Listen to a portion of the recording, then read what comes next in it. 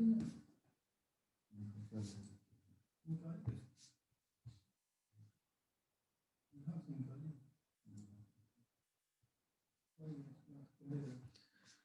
कल हम लोग बात कर रहे थे स्वतंत्रता के विविध प्रकार, कौन कौन से प्रकार होते हैं, और आपको मैंने बताया भी था। आज थोड़ा सा उसकी हम एक एक पॉइंट की व्याख्या करेंगे, एलेबोरेट करेंगे।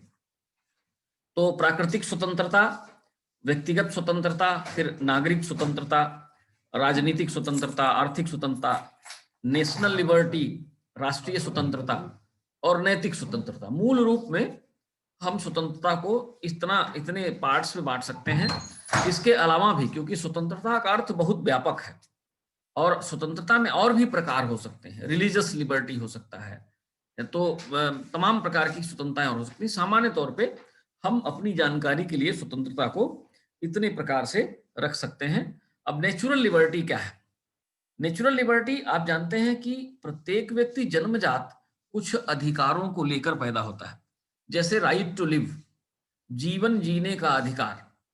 तो इसका मतलब यह हुआ कि प्रत्येक व्यक्ति, every person who is born on this earth, he has some right and he has liberty. वो स्वतंत्रता को जन्म से लेकर पैदा होता है। जैसा कि हम लोग जब पढ़ रहे थे तो जीन जैक्स रूसो ने कहा कि man is born free but everywhere he is in change. तो हम जो है जन्म से स्वतंत्र पैदा होते हैं।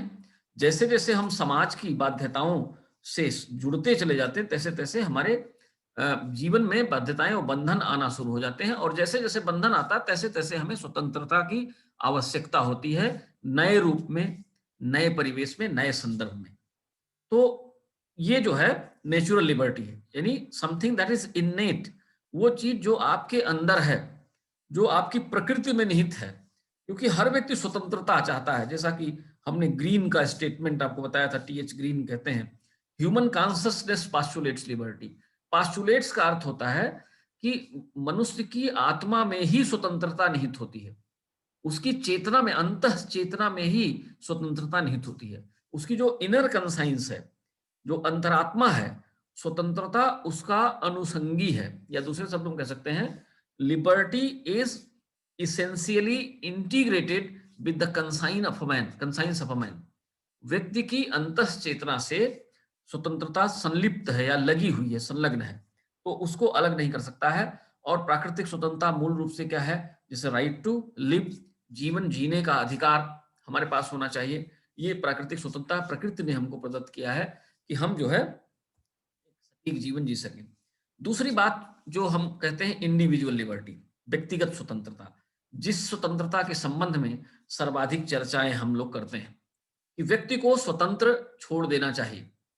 अगर आप व्यक्ति के स्वतंत्रता के मार्ग में किसी प्रकार का अवरोध उत्पन्न करते हैं तो व्यक्ति अपने व्यक्तित्व का पूर्ण विकास नहीं कर सकता। तो उसको हम इंडिविजुअल लिबर्टी कहते हैं। ऐसी स्वतंत्रता जो व्यक्ति के विकास से संबद्ध है, जो व्यक्ति के विकास के मार्ग में किसी प्रकार का अवरोध नहीं खड़ा करता है। लेसेस फेयर का कंसेप्ट, ये इंडिविजुअल लिबर्टी जो है, ये भी लेसेस फेयर का कंसेप्ट है। और जॉन स्टुअर्ट मिल, जिनको हम एम्प्टी लिबर्टी का प्रॉफिट कहते हैं, he is known as the prophet of empty liberty, उनको खोखली स्वतंत्रता का पैगंबर कहते हैं। खोखली स्वतंत्रता इसलिए कहा जाता है कि स्वतंत्रता के जिस व्यक्तिवादी सिद्धांत की व्यवस्था या स्वतंत्रता के जिस व्यक्तिवादी सिद्धांत की व्याख्या जॉन स्टुअर्ट मिल ने की है, वो एक तरह से अतिवादी व्याख्या आप कह सकते हैं, जो सामान्यतः सिविल सोसाइटी में संभव नहीं है, क्योंकि वो असीमित व्यक्ति को असीमित स्वतंत्रता प्रदान करते हैं। हमने आपको बताया भी है कि उन्होंने कहा कि ऑल द रेस्ट्रेंट्स आर इविल, जितने भी प्रतिबंध होते हैं वो बुराइयां हैं, अर्थात प्रतिबंध नकारात्मक है, अर्थात प्रतिबंध नहीं होने चाहिए, और यदि प्रतिबंध है तो व्यक्ति अपने व्यक्तित्व का सर्वांगीण विकास नहीं कर सकता। तो जॉन स्टुअर्ट मिल कहते हैं कि एक ही आधार पे हम व्यक्ति की स्वतंत्रता के मार्ग में आंशिक हस्तक्षेप कर सकते हैं, पार्शियल इंटरफेरेंस। और वो पार्शियल इंटरफेरेंस क्या है? जॉन स्टुअर्ट मिल ने अपनी किताब ऑन लिबर्टी में लिखा हुआ है कि human society has right to interfere in the individual liberty only on account of self preservation. जब किसी व्यक्ति की आत्मरक्षा की बात जो है सामने आ जाए, जीवन की रक्षा की बात सामने आ जाए, अर्थात ऐसा प्रतीत हो कि व्यक्ति जो है व्यक्ति के जीवन के लिए कोई घातक है, तभी आप हस्तक्षेप व्यक्ति की स्वतंत्रता के मार्ग में कर सकते हैं, अन्यथा नहीं। जैसे कि हमने कल भी आपसे चर्चा किया था, जॉन स्टुअर्ट मिल लिखते हैं, वो कहते हैं, it is legitimate to frustrate the desire of an individual who wishes to cross an unsafe bridge. अगर कोई व्यक्ति एक असुरक्षित पुल को पार करता है, तो उसकी इस इच्छा को हतोत्साहित करना, ये जो है उसकी स्वतंत्रता के मार्ग में बाधा नहीं है, क्योंकि इससे एक बड़ी इच्छा होती है, और वो बड़ी इच्छा की पूर्ति ये होती है कि उस व्यक्ति को आप पुल के नीचे गिरने से बचा सकते हैं। तो अगर कोई व्यक्ति असुरक्षित पुल पार करना चाहता है, तो उसकी इच्छा को हतोत्साहित कर सकते हैं। केवल इतनी सीमा तक प्रतिबंध आप व्यक्ति के मार्ग में लगा सकते हैं, इसके अलावा व्यक्ति के मार्ग में कोई प्रतिबंध जॉन स्टुअर्ट मिल के अनुसार नहीं लगाया जा सकता। दूसरे शब्दों में कह सकते हैं कि man can be forced to live. व्यक्ति को जीवित रहने के लिए विवश किया जा सकता है। अगर वो अपने जीवन को नष्ट करना चाहता है, तो राज्य वहां पर हस्तक्षेप करता है, जिससे उसका जीवन नष्ट ना हो। तो ये मिल के अनुसार स्वतंत्रता यानी व्यक्तिगत स्वतंत्रता है, इंडिविजुअल लिबर्टी है। तो केवल आत्मरक्षा के उद्देश्य से ही आप व्यक्ति की स्वतंत्रता के मार्ग में हस्तक्षेप कर सकते हैं। जॉन स्टुअर्ट मिल ने व्यक्तिगत स्वतंत्रता के संदर्भ में बहुत स्पष्ट तरीके से कहा है। उन्होंने कहा, over himself, his body and his mind, individual is sovereign. व्यक्ति अपने आप पर, अपने शरीर पर और अपने मस्तिष्क पर पूर्ण संप्रभु है।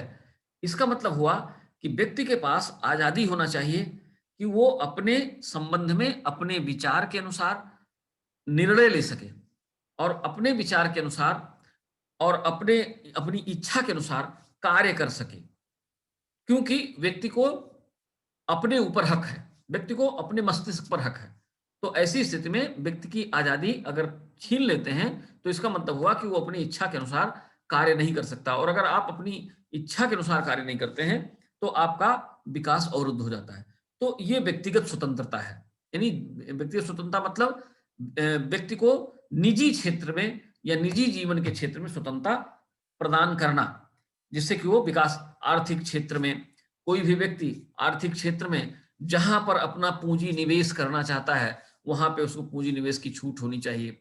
राजनीतिक क्षेत्र में उसको पूरी स्वतंत्रता होना चाहिए, उसके स्वतंत्रता के मार्ग में किसी प्रकार का अवरोध नहीं होना चाहिए। ये जो है व्यक्तिगत स्वतंत्रता का भाव है। दूसरी जो स्वतंत्रता की बात हम लोग करते हैं, नागरिक स्वतंत्रता, सिविल लिबर्टी। हम सभी राज्य के नागरिक हैं। We all are the citizens of a state. हम किसी न किसी व्यवस्था के अंग हैं, और ऐसी स्थिति में वह व्यवस्था तभी संचालित होती है जब उसका अंग भी बेहतर तरीके से संचालित होता रहे। तो एज अ सिटीजन, एक नागरिक के रूप में व्यक्ति को राज्य के द्वारा कुछ स्वतंत्रताएं, कुछ आजादी दी जानी चाहिए, और ये तमाम प्रकार की आजादी हो सकती है, जिसको हम कई रूप में स्पष्ट कर सकते हैं सिविल लिबर्टी को, नागरिक स्वतंत्रता को। जैसे न्यूनतम जीवन स्तर का अधिकार, ये वास्तव में आर्थिक स्वतंत्रता के अंतर्गत भी आता है कि हर एक व्यक्ति को न्यूनतम जीवन स्तर, मिनिमम लिविंग स्टैंडर्ड, जीवन के लिए आवश्यक जो चीजें होती हैं उसकी आजादी व्यक्ति को होनी चाहिए। He should have liberty to have minimum requirements of his life. अपने जीवन के लिए जो न्यूनतम आवश्यकताएं हैं, जिसको आप कहते हैं रोटी, कपड़ा और मकान, इसकी स्वतंत्रता, इसकी आजादी व्यक्ति के पास होना चाहिए। ये सिविल लिबर्टी के अंतर्गत आता है। इसी तरह से right to live with dignity, सम्मानपूर्ण जीवन जीने का अधिकार। Every person has a right to live a dignified life. हर व्यक्ति प्रतिष्ठा के साथ, इज्जत के साथ और सम्मान के साथ जीवन चाहता है। तो राज्य का उद्देश्य केवल जीवन देना नहीं है, गुड लाइफ, जैसा कि आपने अरस्तु को पढ़ा है, जिसको हमने बार बार आपके सामने रखा है। वो कहते हैं कि राज्य का उद्देश्य जो है केवल जीवन देना नहीं है, राज्य का उद्देश्य नागरिकों के लिए श्रेष्ठ जीवन उपलब्ध कराना है। तो न्यूनतम जीवन का अधिकार और सम्मानपूर्ण जीवन का अधिकार हम जब भारतीय संविधान को पढ़ते हैं, आर्टिकल 21, आप आगे चलेंगे, अभी हो सकता है आपने संविधान ना पढ़ा हो, आगे की कक्षा में जब आपको संविधान पढ़ाया जाएगा तो अनुच्छेद 21 में राइट टू लाइफ और पर्सनल लिबर्टी की बात की गई है, जीवन और व्यक्तिगत स्वतंत्रता का अधिकार। और उसमें बहुत सारी ऐसी स्वतंत्रताएं गिनाई गई हैं जो जीवन की स्वतंत्रता के अंतर्गत आती हैं। तो वो सिविल लिबर्टी हमको प्राप्त होना चाहिए। तो right to live with dignity, right to equality of status and opportunity, परिस्थिति एवं अवसर की स्वतंत्रता, प्रत्येक व्यक्ति का एक निश्चित स्टेटस होना चाहिए, प्रत्येक व्यक्ति को समाज के हर क्षेत्र में समानता का अवसर होना चाहिए, वो अपॉर्चुनिटी को इनकैश कर सके अपने पक्ष में। तो परिस्थिति और अवसर की स्वतंत्रता, ये भी नागरिक स्वतंत्रता के अंतर्गत आ जाता है। भाषण और अभिव्यक्ति की स्वतंत्रता, ये भी नागरिक स्वतंत्रता। हम नागरिक हैं, हमारे अंदर कुछ शिकायतें हो सकती हैं। As a citizen we may have some grievances against the state, against the system. हमारे अंदर व्यवस्था के विरोध में या राज्य के विरोध में, सरकार के विरोध में बहुत सारी शिकायतें हो सकती हैं। उन शिकायतों को अभिव्यक्त करने की आजादी हमारे पास होनी चाहिए, क्योंकि अगर अभिव्यक्ति की आजादी पर आप प्रतिबंध लगाते हैं तो नागरिक की आजादी पर आप प्रतिबंध लगाते हैं और कोई भी नागरिक अपना विकास नहीं कर सकता। समुदाय और संघ बनाने की स्वतंत्रता, राइट टू फॉर्म एसोसिएशन। तो इसी तरह से बहुत सारी स्वतंत्रताएं हैं। जैसा कि अभी मैं बता रहा था, भारत के संविधान में बहुत सारी इस प्रकार की स्वतंत्रता लिखी हुई है जो नागरिकों से संबंधित है, बिना किसी किसी भेदभाव, किसी प्रकार का भेदभाव उनके साथ नहीं होना चाहिए। और हालांकि आज के जो वर्तमान राज्य हैं वो प्रोटेक्टेड डिस्क्रिमिनेशन की बात करते हैं। संरक्षित विभेद, संरक्षित विभेद का अर्थ होता है कि ऐसा समाज, ऐसा समूह जो समाज की मुख्य धारा में सम्मिलित नहीं हुआ है, ऐसे समाज को आगे लाने के लिए विभेद किया जा सकता है। Differentiation can be made if a person who is not included in the social mainstream, जो समाज की मुख्य धारा से जुड़ा नहीं है, उसके लिए हम अलग से व्यवस्था बना सकते हैं। जैसा कि आप देखते हैं भारतीय संविधान में जो आरक्षण की व्यवस्था की गई है वो वास्तव में प्रोटेक्टेड डिस्क्रिमिनेशन है, वो संरक्षित विभेद है, अर्थात ऐसा विभेद जिसको राज्य संरक्षण देता है। तो ये तमाम प्रकार की नागरिक स्वतंत्रताएं होती हैं और उन नागरिक स्वतंत्रताएं प्रत्येक व्यक्ति को समाज के, राज्य के नागरिक के रूप में प्राप्त होनी चाहिए। इसके बाद पॉलिटिकल लिबर्टी है, राजनीतिक स्वतंत्रता है। अब ये राजनीतिक स्वतंत्रता क्या है? राजनीतिक स्वतंत्रता सीधी सी बात आप समझते हैं कि liberty of an individual to participate in political affairs of the state, राज्य के राजनीतिक मामलों में भाग लेने की छूट, जैसे सरकार बनाना हुआ, जैसे राजनीतिक दल के रूप में संगठित होना हुआ, राजनीतिक दल का निर्माण करना हुआ, दबाव समूह, प्रेशर ग्रुप का निर्माण करना हुआ। तो ये क्या है? Political liberty. यानी हर व्यक्ति को राजनीतिक आजादी होनी चाहिए, एक ऐसी स्वतंत्रता होनी चाहिए जिससे वो राजनीति में अपनी इच्छा और अपने स्तर के अनुसार, अपने स्टेटस और अपनी विल के अनुसार वो राज्य के कार्यों में सहभागिता कर सके।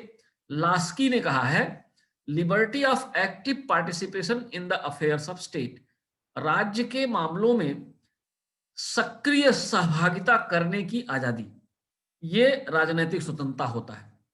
तो हर व्यक्ति को यह अधिकार है, क्योंकि वो राज्य का सदस्य है, तो उसको यह अधिकार है कि वो राज्य के मामलों में डिसीजन मेकिंग में उसकी भूमिका हो।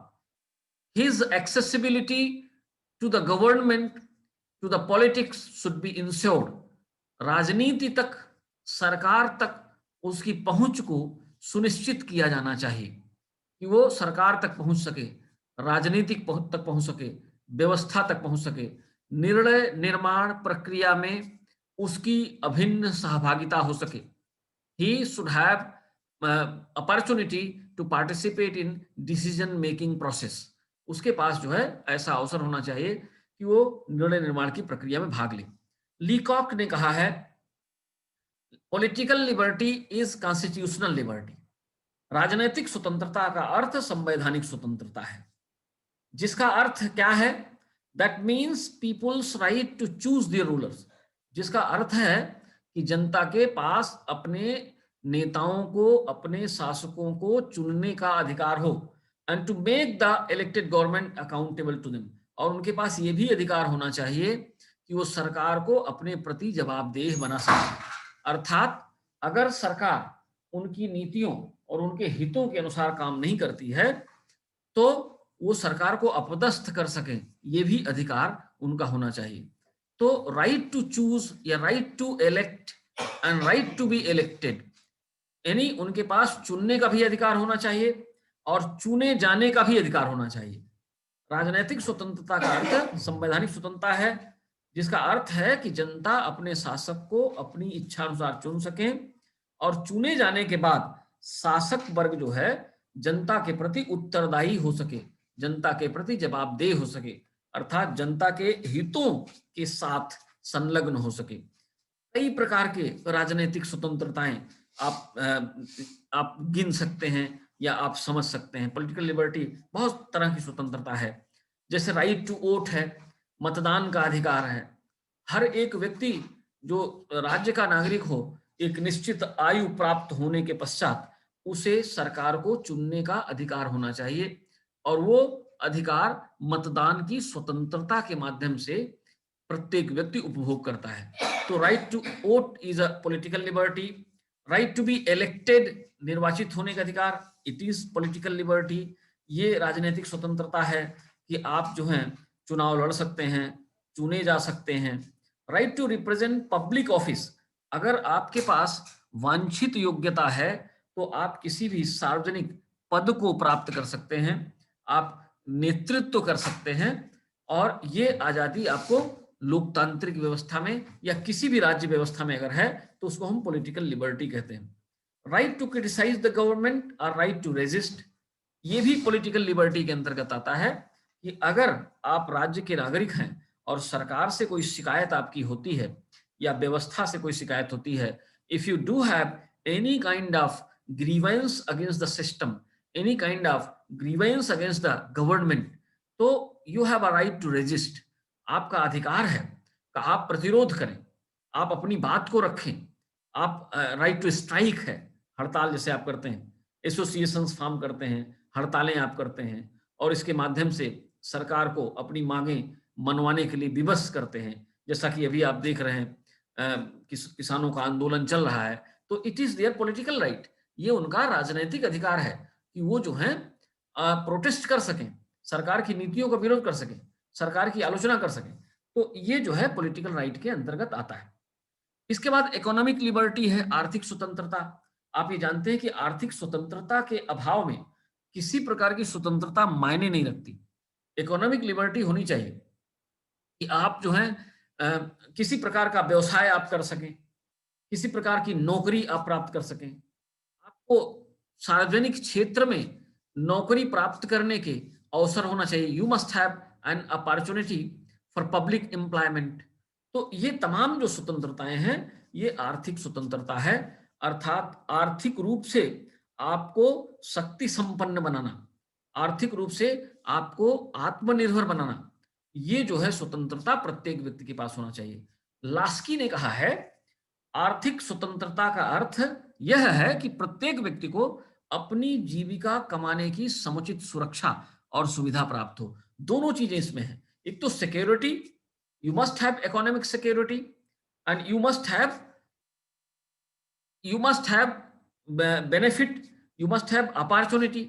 आपके पास सिक्योरिटी होनी चाहिए, आपको अपॉर्चुनिटी होनी चाहिए, आपको फायदा बेनिफिट होना चाहिए, तो इकोनॉमिक बेनिफिट जिसको आप कह सकते हैं। तो दोनों चीजें आपके पास होनी चाहिए, आजीविका कमाने की व्यवस्था हो और सिक्योरिटी भी हो, यह सुरक्षा हो, यह सुनिश्चितता हो कि you can have a job, आप एक नौकरी प्राप्त कर सकते हैं, आप जो है आर्थिक गतिविधियों को संचालित कर सकते हैं। तमाम प्रकार की आर्थिक गतिविधियां होती हैं। तो उन्होंने कहा, इसीलिए लास्की ने कहा कि by economic liberty it is meant security and opportunity to find reasonable significance in the earning of daily bread. अपनी रोजी रोटी आप कमा सकें, इसके लिए जो है आपको आजादी प्राप्त होना चाहिए। तो इसके अंतर्गत तमाम प्रकार की लिबर्टी है जो हम आगे चल के संविधान जब पढ़ना शुरू करेंगे तब भी हम पढ़ेंगे, और सामान्य जीवन में भी हम उसको देखते हैं। और वो लिबर्टी क्या है? लिबर्टी ऑफ इकोनॉमिक सिक्योरिटी, आर्थिक सुरक्षा हो सके, आपका आपके धन की सुरक्षा हो सके, आप कोई भी आपकी संपदा को, आपकी संपत्ति को चुरा ना सके, उसको नष्ट ना कर सके, ये लिबर्टी आपके पास होना चाहिए। और राज्य का ये काम है कि वो इस लिबर्टी को, इस स्वतंत्रता को आपको उपलब्ध कराए। स्टेट जो है आपको उपलब्ध कराए। State should ensure the economic security to the individuals living in the society. समाज में रहने वाले लोगों के लिए आर्थिक सुरक्षा उपलब्ध कराना राज्य का काम है। Liberty of trade, commerce and profession, आप व्यापार कर सकें, आप वाणिज्य, और आपको आपके पास व्यवसाय की स्वतंत्रता हो, अपनी रुचि के अनुसार आप व्यवसाय कर सकें। अब ये व्यवसाय में प्रतिबंध, जो रीजनेबल रेस्ट्रिक्शंस होते हैं, तार्किक जो प्रतिबंध हैं, वो प्रतिबंध आपके ऊपर लगाए जा सकते हैं, क्योंकि आप गलत व्यवसाय नहीं कर सकते। आप अगर सोचें कि आप जो है मादक द्रव्य बेचना शुरू कर दें, नशे का व्यवसाय करने लगे, तो वो जो है इलीगल है। तो राज्य जो है निश्चित क्षेत्र में, निश्चित सीमा में व्यापार, वाणिज्य और व्यवसाय की आजादी आपको उपलब्ध कराता है। और every individual need this kind of economic liberty. हर व्यक्ति जो है इस प्रकार की स्वतंत्र, इस प्रकार की आर्थिक आजादी चाहता है, क्योंकि इसी आजादी के माध्यम से वो अपना विकास कर सकता है। फिर आजीविका कमाने की स्वतंत्रता, हर एक व्यक्ति को आजादी होनी चाहिए कि वो अपने भरण पोषण के लिए, अपने जीवन के लिए जीवनावश्यक आर्थिक सुविधाएं उपलब्ध करा सके। तो उसको क्या है, अपनी वृत्ति, नौकरी कमा सके, जिससे कि उसका उसका उसका जीवन यापन हो सके। इसकी लिबर्टी, इसकी आजादी व्यक्ति के पास होना चाहिए। अपॉर्चुनिटी ऑफ गेनफुल एम्प्लॉयमेंट, एक लिबर्टी, आर्थिक स्वतंत्रता ये भी है। स्टेट शुड इंश्योर, राज्य को यह सुनिश्चित करना चाहिए कि प्रत्येक व्यक्ति को गेनफुल एम्प्लॉयमेंट से जोड़ा जा सके।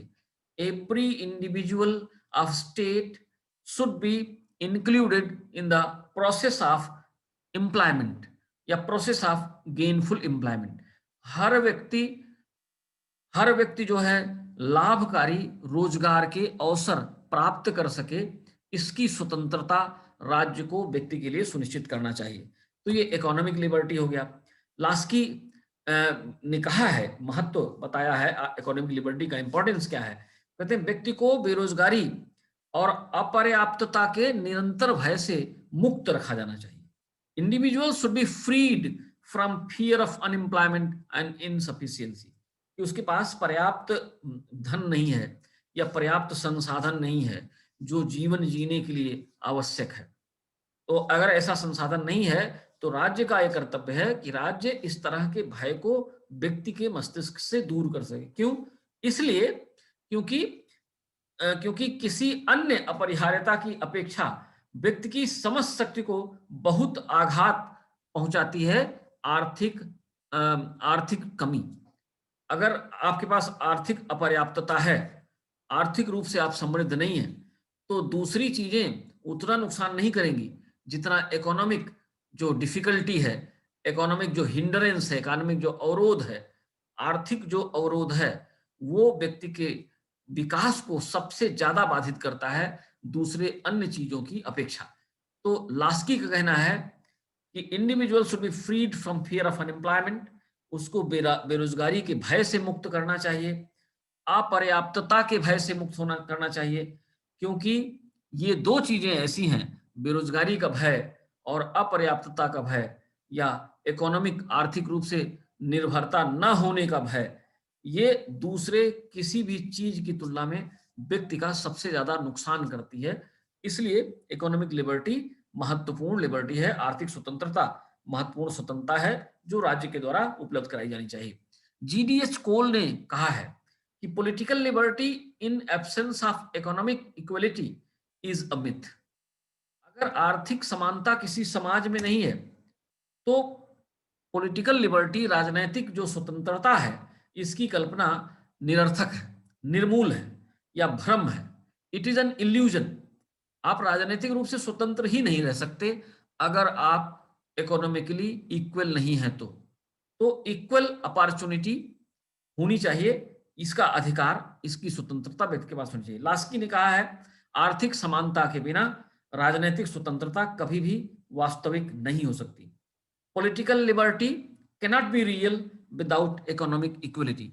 तो इसलिए जो इकोनॉमिक लिबर्टी है, हम ये कहा जा सकता है कि सभी स्वतंत्रताओं में सबसे महत्वपूर्ण स्वतंत्रता आर्थिक स्वतंत्रता है, क्योंकि ये व्यक्ति के जीवन से प्रत्यक्ष रूप से जुड़ी हुई स्वतंत्रता है।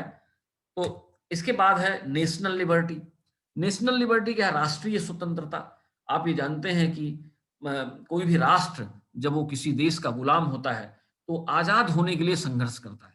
तो नेशनल लिबर्टी क्या है कि ये जो लिबर्टी है, ये वास्तव में किसी राष्ट्र की स्वतंत्रता, किसी देश की स्वतंत्रता है। Independent status of a state, every state should have liberty to be independent.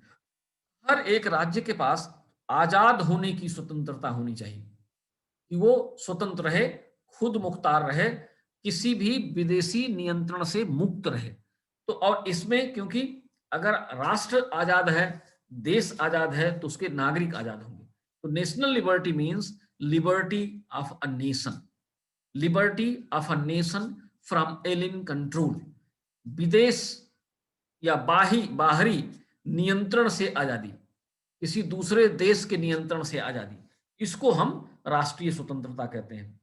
National liberty का विचार जो है ये कहता है कि भाषा, धर्म, संस्कृति, नस्ल, ऐतिहासिक परंपरा इत्यादि इत्यादि की आजादी हमको हो, हम इन सभी क्षेत्रों में निर्णय कर सकें, हम एक यूनाइटेड मतलब यूनिटी और इंटेग्रिटी हमारे देश की विशिष्टता हो।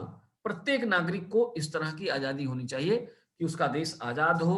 ही should have freedom, he should have freedom of language, of religion, culture, हर चीज की आजादी आपके पास होनी चाहिए। ये जो है राष्ट्रीय स्वतंत्रता के अंतर्गत आता है। और मॉरल लिबर्टी, नैतिक स्वतंत्रता भी आवश्यक है, हम अपना नैतिक उत्थान कर सकें। इसको आप रिलीजियस लिबर्टी के रूप में भी समझ सकते हैं कि हर व्यक्ति जो है धार्मिक रूप से स्वतंत्र रहना चाहता है।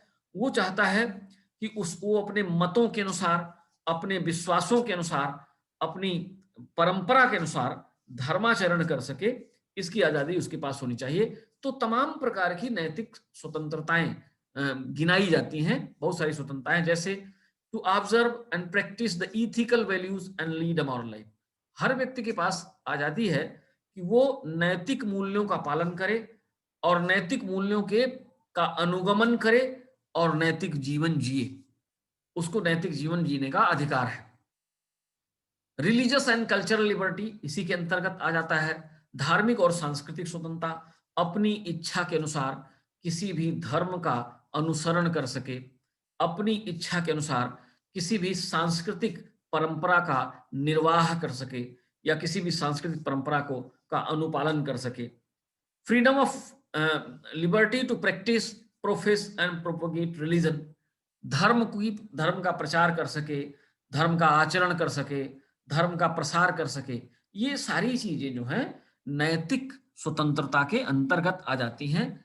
तो प्रत्येक व्यक्ति को धार्मिक क्षेत्र में आजादी होनी चाहिए, प्रत्येक व्यक्ति को अपनी नैतिक मान्यताओं को विकसित करने की आजादी होनी चाहिए। Freedom of faith and conscience, विश्वास और अंतःकरण की स्वतंत्रता। आप जिस धर्म में विश्वास करना चाहते हैं, जिस मत में विश्वास करना चाहते हैं, उस मत में आप विश्वास करिए। जिस तरह की पूजा पद्धति, अंतःकरण का मतलब होता है method of worship, technique of worship, जिस तरह की पूजा पद्धति आप अपनाना चाहते हैं उस तरह की पूजा पद्धति आप अपना सकते हैं। Liberty to protect language, script, culture, प्रत्येक व्यक्ति को अपनी भाषा को सुरक्षित करने की आजादी होनी चाहिए, अपनी लिपि को, लेखन की शैली को जो है सुरक्षित करने की आजादी होनी चाहिए, अपनी संस्कृति को सुरक्षित रखने की आजादी होनी चाहिए। तो ये है नैतिक स्वतंत्रता। तो नैतिक स्वतंत्रता एक प्रकार से रिलीजियस लिबर्टी, धार्मिक स्वतंत्रता भी हम इसको कह सकते हैं। Moral liberty means the mental state of an individual in which he attains the ability to lead a social life without temptation। ये जो है नैतिक लिबर्टी, नैतिक स्वतंत्रता की परिभाषा है। नैतिक स्वतंत्रता का तात्पर्य व्यक्ति की उस मानसिक स्थिति से है जिसमें वह अनुचित लोभ लालच के बिना अपना सामाजिक जीवन व्यतीत करने की योग्यता रखता हो। कि अगर कोई व्यक्ति जो है without any temptation he wants to be seer, अगर वो ऋषि बनना चाहता, संत बनना चाहता, सन्यासी बनना चाहता है, तो उसको बनने की आजादी होनी चाहिए। तो इस तरह से जो है आप जो है उसे नैतिक स्वतंत्रता उपलब्ध कराते हैं। काम्टे ने कहा है rational will power of individual is actual liberty. वास्तविक आजादी क्या है? वास्तविक आजादी है व्यक्ति की विवेकपूर्ण इच्छा, व्यक्ति की विवेकपूर्ण इच्छा शक्ति। जो हमारे पास हमारा जो विल पावर है, वो विल पावर जो है, हमारा जो विल पावर है वही वास्तविक स्वतंत्रता है। अगर हमारी इच्छा के अनुसार आचरण करने की हमको छूट है, आचरण करने की आजादी है, तो हमारे पास नैतिक स्वतंत्रता है। आगे कहते हैं individual development depends on moral liberty. व्यक्ति का जो विकास है वो नैतिक स्वतंत्रता पर ही निर्भर करता है, और इसलिए प्रत्येक व्यक्ति को नैतिक स्वतंत्रता मिलनी चाहिए। अब स्वतंत्रता के संरक्षण यानी सेफगार्ड्स कैसे होना चाहिए? अगर हमारे पास आजादी है तो आजादी सुरक्षित रहे, संरक्षित रहे। आजादी जो है, आजादी हमारी जो है छीने ना, इसके लिए आवश्यक दशाएं क्या हैं? वो कौन सी conditions, what are the conditions that are required to safeguard the liberty of an individual? किसी भी व्यक्ति की स्वतंत्रता को संरक्षित करने के लिए कौन से उपाय हैं? पहला उपाय क्या है? आदर्श कानून। राज्य के पास आदर्श कानून होने चाहिए। अगर आइडियल लॉज हैं, आदर्श कानून हैं, तो व्यक्ति की स्वतंत्रता सुरक्षित रहती है। आगे चल के हम इसकी व्याख्या करते हैं। एब्सेंस ऑफ प्रिविलेज, किसी प्रकार के विशेषाधिकार कांत, कि अगर किसी एक समूह को आप विशेष अधिकार उपलब्ध कराते हैं, किसी एक समूह को ज्यादा शक्तियां आप दे देते हैं या उसको ज्यादा महत्व देने लगते हैं, तो वो स्वतंत्रता के लिए नुकसानदायक है, क्योंकि इस तरह का विशेषाधिकार जो है ये क्रांति को जन्म देता है। फिर डेमोक्रेटिक गवर्नमेंट होनी चाहिए। अगर लोकतांत्रिक सरकार है तो हमारी आजादी सुरक्षित रह सकती है, हमारी स्वतंत्रता सुरक्षित रह सकती है। और अगर लोकतांत्रिक सरकार नहीं है तो हमारी आजादी के मार्ग में बहुत सारे खतरे हो सकते हैं। फंडामेंटल राइट्स होनी चाहिए। प्रत्येक नागरिक के पास मूल अधिकार होने चाहिए, ऐसे अधिकार जो उसके जीवन के विकास के लिए मौलिक हैं, जिसके बिना वह अपना श्रेष्ठ जीवन नहीं जी सकता। फंडामेंटल राइट्स होनी चाहिए। इंडिपेंडेंट जुडिशियरी, न्यायपालिका, हम सभी लोग जानते हैं कि न्यायपालिका जो है वो मानवीय अधिकारों की संरक्षक होती है। तो एक स्वतंत्र न्यायपालिका होनी चाहिए, क्योंकि अगर स्वतंत्र न्यायपालिका नहीं है तो हमारे अधिकारों का संरक्षण नहीं हो सकता। इसके अलावा कांस्टेंट अवेयरनेस, निरंतर जागरूकता, नागरिकों के पास भी जागरूकता होनी चाहिए और जो सरकार है उसके पास भी जागरूकता होनी चाहिए। नागरिक अपने अधिकारों के प्रति जागरूक हो और जो सरकार है वो इसलिए जागरूक हो जिससे कि किसी प्रकार की क्रांति की अगर संभावना है, असंतोष की अगर संभावना है, तो उसको दूर किया जा सके। एक और इम्पॉर्टेंट चीज है जिससे हम नागरिक स्वतंत्रताओं को संरक्षण प्रदान करते हैं, और वो क्या है? कानूनों के कार्यान्वयन की प्रकृति। कानून तो होते हैं लेकिन वो लागू कैसे होते हैं, ये महत्वपूर्ण है। Nature and level of implementation of laws, कानून कैसे हैं और कानूनों को लागू कैसे किया जाता है। कानून लोक कल्याणकारी अगर हैं तो लोक कल्याण में उसे लागू किया जाना चाहिए। कानून अगर लोक कल्याणकारी नहीं है तो ऐसे कानून को हटाया जाना चाहिए। तो ये भी जो है महत्वपूर्ण बात है नागरिक स्वतंत्रता को सुरक्षा प्रदान करने के लिए। फिर सेपरेशन ऑफ पावर, शक्ति का पृथक्करण और चेक्स एंड बैलेंसेस, चेक्स, अवरोध और संतुलन, यानी सरकार की शक्तियों का विभाजन होना चाहिए। सारी शक्तियां किसी एक शासक में अगर निहित है तो निश्चित रूप से आपकी आजादी के लिए वो खतरा होती है, क्योंकि वो शासक कभी भी आपकी स्वतंत्रता को बाधित कर सकता है या वो कभी भी निरंकुश हो सकता है, कभी भी तानाशाह हो सकता है और आपकी स्वतंत्रता को छीन सकता है। इसके अलावा socio economic and political justice, सामाजिक क्षेत्र में सामाजिक न्याय, आर्थिक न्याय और राजनीतिक क्षेत्र में राजनीतिक न्याय सुलभ होना चाहिए। अगर ये बात है तो आप व्यक्ति की स्वतंत्रता को संरक्षित कर सकते हैं। You can provide an effective safeguard to the liberty of the individual. Independent and impartial media, स्वतंत्र और निष्पक्ष समाचार माध्यम होना चाहिए। आप जानते हैं कि समाचार माध्यम जो है ये जन जागृति के सबसे बड़े माध्यम होते हैं और सबसे ज्यादा जन जो है समाचार माध्यमों से ही प्रभावित होता है।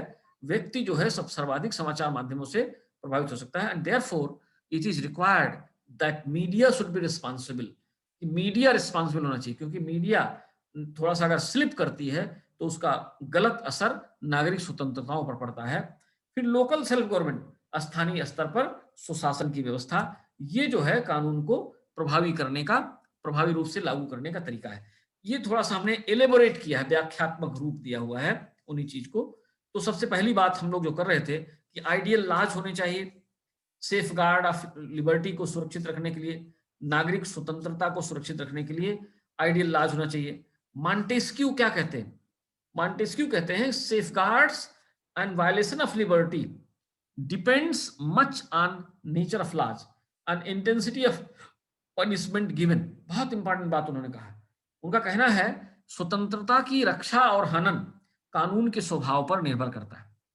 अगर कानून लोक हितकारी है, अगर कानून जन आकांक्षाओं का प्रतिनिधि है, तो स्वतंत्रता की रक्षा हो सकती है।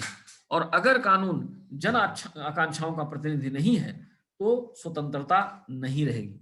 तो इसलिए कानून जो है, laws should be in accordance with the need of the people. जनता की आवश्यकताओं के अनुरूप कानून बनने चाहिए। और इसके अलावा क्या है, दंड की मात्रा, दंड किस तरह का दिया जाता है। अगर कोई व्यक्ति अपराध करता है, उसको दंडित ना किया जाए तो उसका अपराध मल्टीप्लाइड हो जाता है, दोबारा वो और बड़ा अपराध करने की सोचता है। तो दो बातें बड़ी जरूरी है। पहली बात तो है कि कानून का स्वरूप क्या है और दंड का स्वरूप क्या है। कानून अगर सख्त है, कानून अगर अच्छे हैं तो स्वतंत्रता की सुरक्षा हो सकती है। अगर कानून खराब है तो स्वतंत्रता की सुरक्षा नहीं हो सकती। मार्टिन लूथर किंग कहते हैं कि लॉ जो है, law can mould the hearts but can not change the heartless. कानून जो है हृदय को परिवर्तित कर सकता है, लेकिन हृदयहीन को नहीं बदल सकता। तो इसका मतलब यह हुआ कि आवश्यकता अनुसार कानून कठोर भी होना चाहिए, जिससे हृदयहीन को दंड दिया जा सके।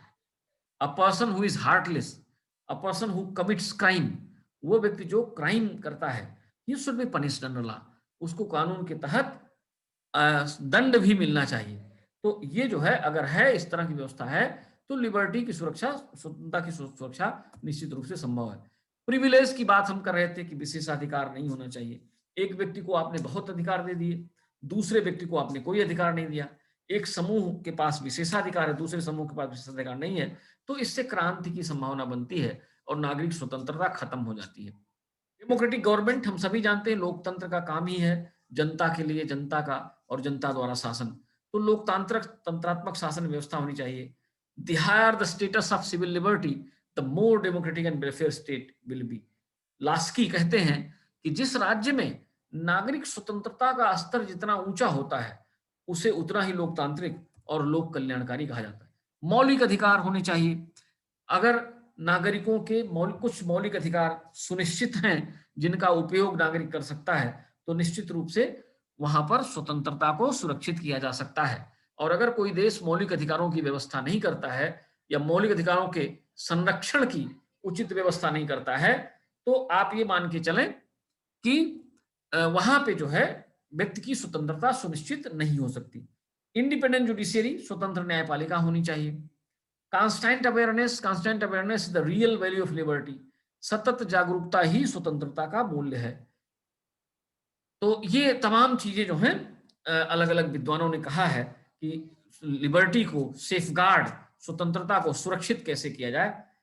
लास्की कहते हैं नागरिकों की महान भावना, न कि कानून की शब्दावली, स्वतंत्रता की वास्तविक सुरक्षा है। Spirit of citizens and not the legal vocabulary. अगर नागरिकों की भावना में, नागरिकों के अंदर, उनके मन मस्तिष्क में विधि का पालन आ जाता है तो स्वतंत्रता अपने आप सुरक्षित हो जाती है। फिर आपको कानून में बहुत बड़े बड़े शब्द लिखने की जरूरत नहीं है। आप जो है, आपका कानून सरल भी हो, लेकिन यदि वो कानून जो है व्यक्ति की अंतरात्मा में प्रविष्ट कर जाता है, व्यक्ति उन कानूनों का पालन करने लगता है, तो लिबर्टी अपने आप संरक्षित होती है।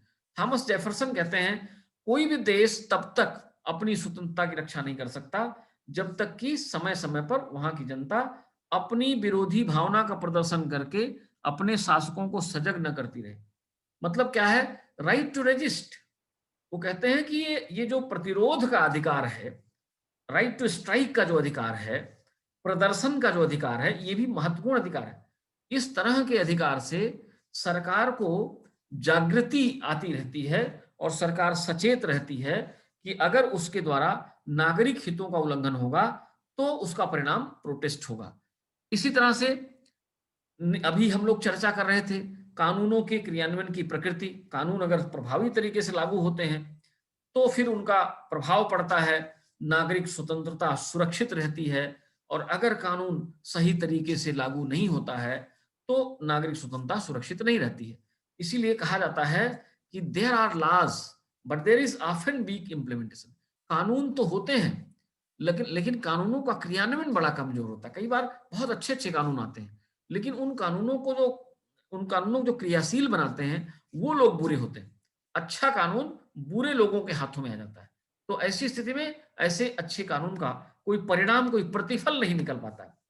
फिर शक्तियों का पृथक्करण, मैंने आपसे चर्चा की कि शासन की शक्ति का बंटवारा होना चाहिए, इकोनॉमिक जस्टिस, पॉलिटिकल जस्टिस होनी चाहिए, इम्पार्शियल मीडिया होना चाहिए, और लास्ट में हमने बताया local self government, grass root level पर, जमीनी स्तर पर शासन की व्यवस्था होनी चाहिए। उनके लास्की कहते हैं कि राज्य में सत्ता का जितना अधिक विस्तृत विवरण होगा, जितना विकेंद्रीकरण होगा, उतना ही व्यक्ति की स्वतंत्रता सुनिश्चित होगी। विकेंद्रीकरण का मतलब होता है शक्ति और सत्ता का किसी एक हाथ में ना होना, शक्ति और सत्ता का विकेंद्रीकृत होना। तो the more the government is decentralised, जितना ही सरकार विकेंद्रीकृत होगी उतनी ही मनुष्य की स्वतंत्रता को आप सुनिश्चित कर सकते हैं। तो इस तरह से सेंट्रलाइजेशन नहीं होना चाहिए, डिसेंट्रलाइजेशन होना चाहिए। तो इस तरह से ये बात मैं आपसे स्वतंत्रता के संबंध में कहना चाहता था।